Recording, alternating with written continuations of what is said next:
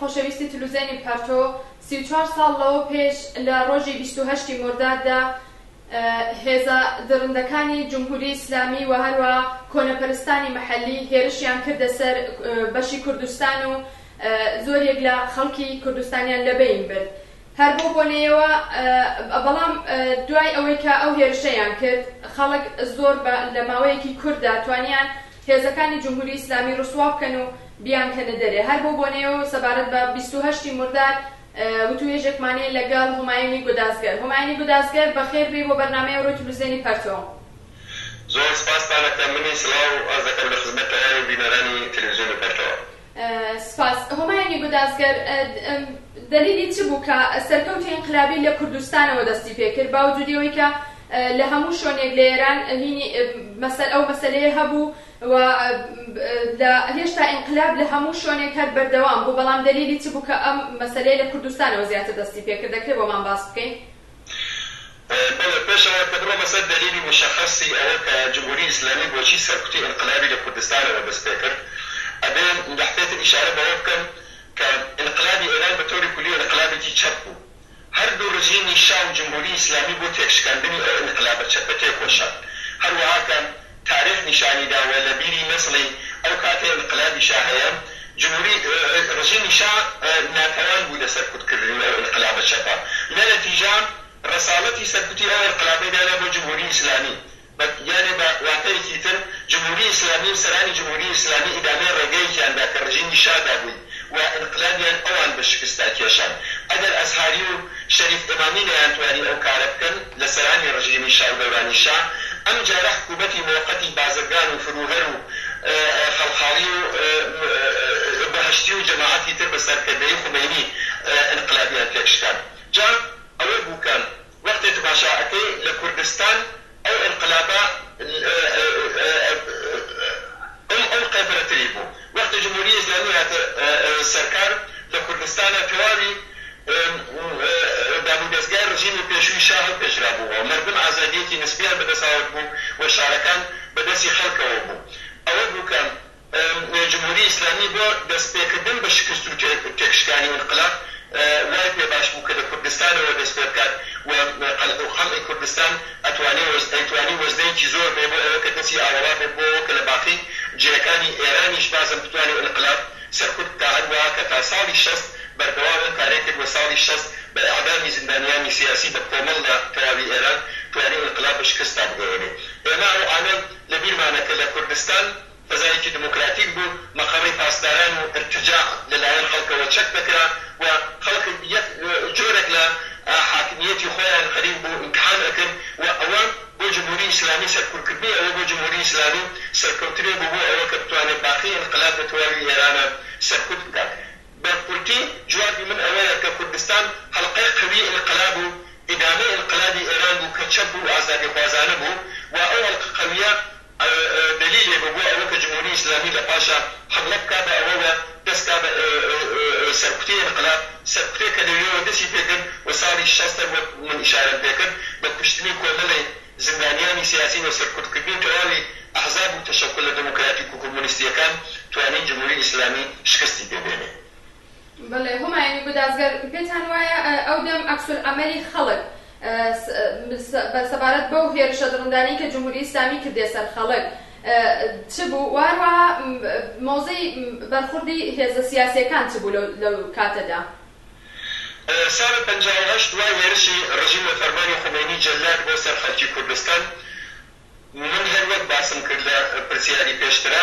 خەڵک زۆر نائامادە نەبوون لەباری سیاسیەوە کە جمهوری ئیسلامیە کە تێتە سەرکار ناتوانێت زەڕەیەک جەنبەی دموکراتیکی هەبێت، ناتوانێت زەڕەیەک جەنبەی ئازادی خوازانە و لایەنگرانی لە خەڵک هەبێت. لە نەتیجە لەبەر ذهنیەوە لە کوردستان بێ ئەعتمادیەکی وەسیع نسبەت بە جمهوری ئیسلامیە حتا پێش ئەوە بێتە سەرکار و خومەینی لە پاریس بوو وجودیان بوو. ئەوە بۆ باعثەوە کە حملەی ڕژیم زۆر بەلای خەڵکەوە تەعەجوب ئاوەر نەبوو، یانێ جۆرێک کۆمەڵانی خەڵک بە تایبەتکرێکاران و زەحمەتکێشان لە کوردستانە تا ئەندازەی ئامادەی ئەوە بوون کە ڕژیمی هاری ارتجاعی تازەیە کە دێتە سەرکار لەوانەیە ئەم ئازادی خوازیە و ئەو ئازادیە کە خەڵک لە کوردستانە بۆ خۆیان دابینیان کردبوو ئەوە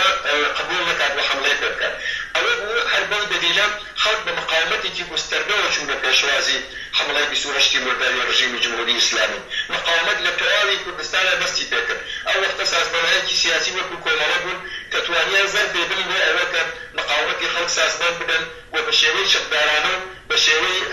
غەیر چەکدارانە بتوانن بەرەنگاری هێرشی ڕژیم لە هەموو بابەتێکەوە بن بە تۆری کولی ساڵی 58 ئەو مقاومەتە چرا وها سەراسەری بوو کە جمهوری ئیسلامی دوای 3 مانگ لایەن خمینیەوە جانی زەهری خوارد و مەجبور بوو بکشێتەوە لە شارەکانی کوردستان و هێزی خەڵک و ئەو وەختە پێشمەرگەکان کە بەرامبەر بۆ هێرشی وەسابوون توانیان وارد بێنەوە ناو شارەکان و لە واقعان سەرکەوتنێکی زۆر سەرکەوتنی تاریخی زۆر گرنگ بەدەستبێنن و بازم دووبارە فەزای شارەکان بکەنە فەزای شادی و خۆشی و ئازادی و شادی کە بووە باعیسەوە کە شوێنەکانی تری وێرانیشەوە خەڵک هەر وەکو دیتن هەر وەکو چاوپێکەوتنی ئەو فەزا دموکراتیکە وەکو مەرەخەسی وەریا بە تۆری کولی هاوبەردی لەگەڵ خەڵکی کوردستان و دیتنی ئەو فەزا سەفەر بکەن بۆ کوردستان و بەتایبەت لە نەورۆزان دیداری خەڵکی کوردستان بکەن سەبارەت بە هێزە سیاسیەکانی تر کە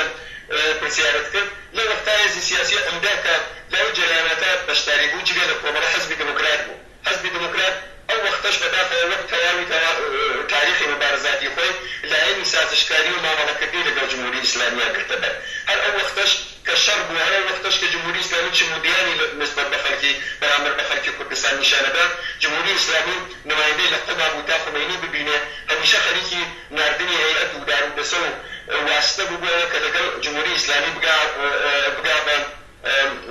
بە ئیسراء توافق بە بتوانێت بەشێ لە قودرەتی بێ بەڵام ڕادیکالیزمی خەڵک لە کوردستان لەلایەکەوە ئەو ئیجازەیە بە حەزبی دموکرات نەدا و مەجبور بوو بێتە بنباوەڕەوی ئەو مقاومەتە و لەلایەکی ترەوە کۆنەپەرستبوونی یەکجار لە حەد بەدەری جمهوری ئیسلامی بۆ باعیسەوە کە جوابی حەزبی دموکرات تەنانەت نەدادەوە و بە ئەو یەکدورانە خواستی شکۆنە و عەقیدی حتا جواب نەداتەوە و دەستی ڕەت بنێ بە سینە حەزبی دموکراتەوە هێزی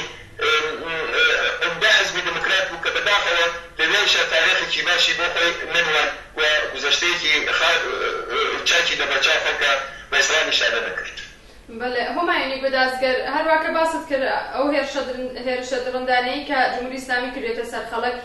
دەتوانی باسی بکەی ئەو تاش جێگایەکی کە لەبیرتە ڕێزی جنایەتەکانی تا شوێنێکە لەبیرتە بۆمان باس بکەی بۆ بینەرانی بەڕێز باسی بکەی بەڵێ بەڕاستی ئەو کەسانەی کە بیریانە یا ئەو کەسانەی کە بە تاریخ نووسیویانە یەک جەنایەتی جەنگی تەواو عەیان کە خمینی جەلاد دەستوریدان عەلەی خەڵکی کوردستان ڕێکەوت بەلەوان تەبلیغاتێکی زاراگین و ارتجاعی لەناو هێزی کۆنەپەرستی مەسەبی ئەرتەشی و سپای پاسداران و بەسیج و تەواوی ئەو کۆنەپەرستانان ڕێخست و دوای ئەوە لە تاریخی خەڵقاڵی جەلادەوە لە کوردستان بەڕاستی حەمامی خۆی ڕێخست بەبێ هیچ بەبرێکی بەبێ هیچ دادگاییە بەبێ هیچ سابتکردنێ بەبێ هیچ دەلیلێ کەوتنە زەهری چاوگرتن لە خەڵکی کوردستان هەر لە پاوە و نەوسود و کرماشانەوە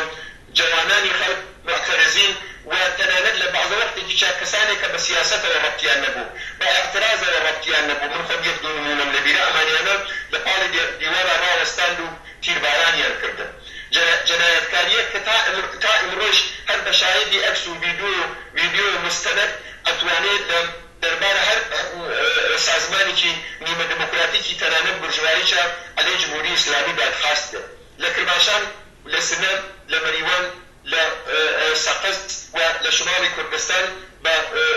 سەدان نەفەر لە لاوانی تێکۆشەر و خەڵکی مبارزیان ئەعدام کرد لە ماوەی کەمتر لە یەک مانگدا و دوای ئەوەش کەوتە قەتڵعامی خەڵکی دێهاتەکانی شماڵی کوردستان ئەوە هەدەفی ئەمانە ئەوە بوون کە ئەو انقلاب ئەو فەزا دموکراتیکە تێک بشکێنن و بتوانن بۆ باقی هێنەکان باقی شوێنەکانی ئێران بە ئیسلاح ببێتە بەرزی ئەبرەت ئەو وەختە فەزای ڕەق بواشەتێکە لە نێو کوردستاندا لە نێو خانەوادەکاندا بەردەوام بوو زۆر کەس لە بیریانە جمهوری ئیسلامی بە تەواوی کۆنەپەرستانی مەحەلیەوە بە تەواوی دارودەسەی نظامی و بەسیجیەوە کە لە تەواو شارەکانی ئێران خۆی کردبەوە گەرێکی بووکە انتقامی انقلابی خەڵک لە ڕژیمی شاکە سەرنگونیان کردبوو بە وەسیلەی خەڵخاڵی و ڕژیمی جەلادی خۆی بسێنن و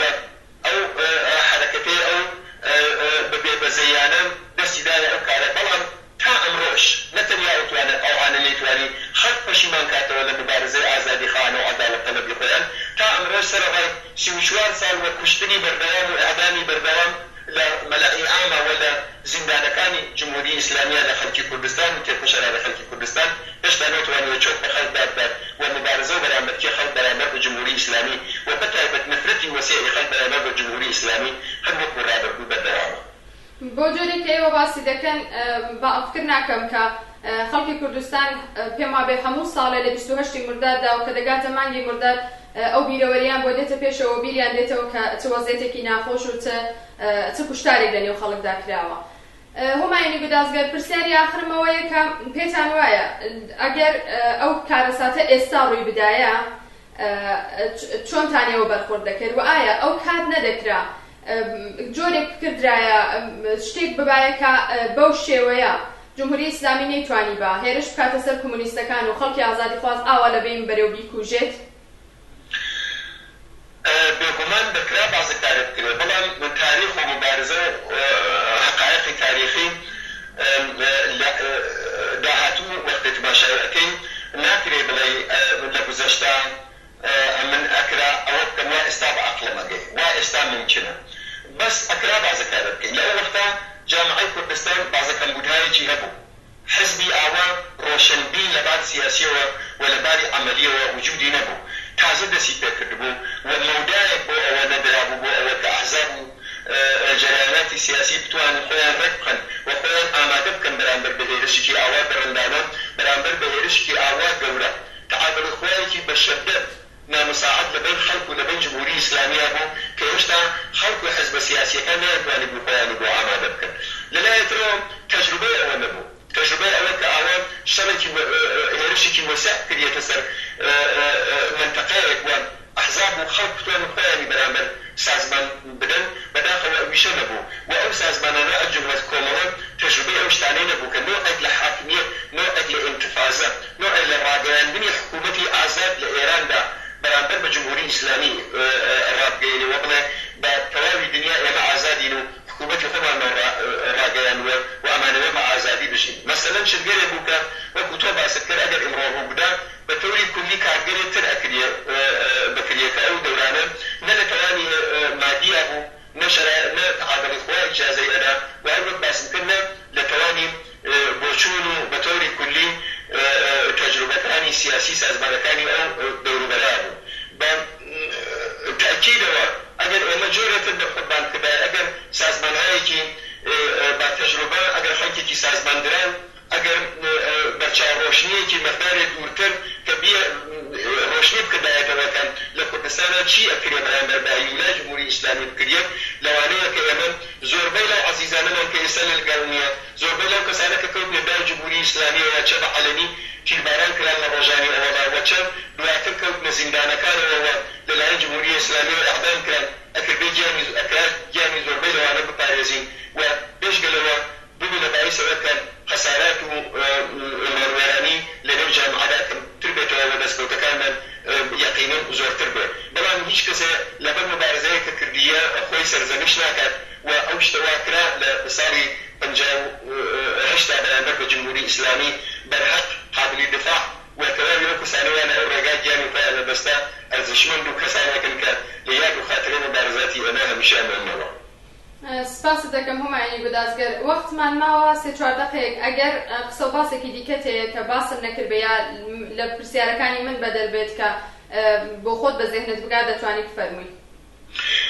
من قسە و باسێکی وەهام نییە فقط ئەتوانم بڵێم کە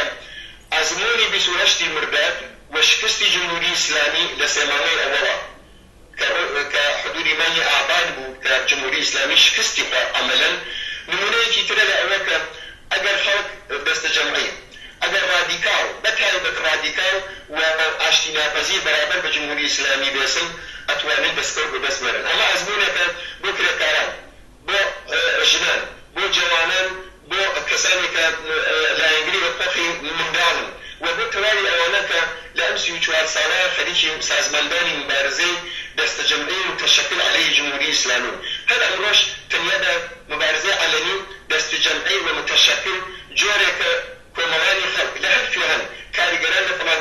کارگا لە فڵان کارخانە لە فڵان اتحادیە و سەندیکا تەنیا ئێرادەی جەماوەری و تسلیمی جەماوەریە بەرامبەری جمهوری ئیسلامی وێسان ئەتوانێت دەستکەوتی بێت غەیر ئەز ئەوە ئەگەر ببێت جمهوری ئیسلامی ئەتوانێت نفوذ کاتە ناو سفوفی مبارزاتی مەردمەوە و ئەوە خۆی نقطە زەحفێکە کە ئەتوانێت جمهوری ئیسلامی کەوشی لێ وەربگرێت. زۆر سپاس هومایونی گۆدازگەر بۆ تۆزیحەکانت. بژیت منیش تەشەکرەکەم لێرەوە. مەمنونم سپاس بۆی کە وەخت خۆشت لە اختیاری ئێمەدانا. مەمنونم بینەرانی عەزیز و خۆشەویست کە تا وەختە لەگەڵمان بووین. دەگەڕێنەوە بۆلاتان.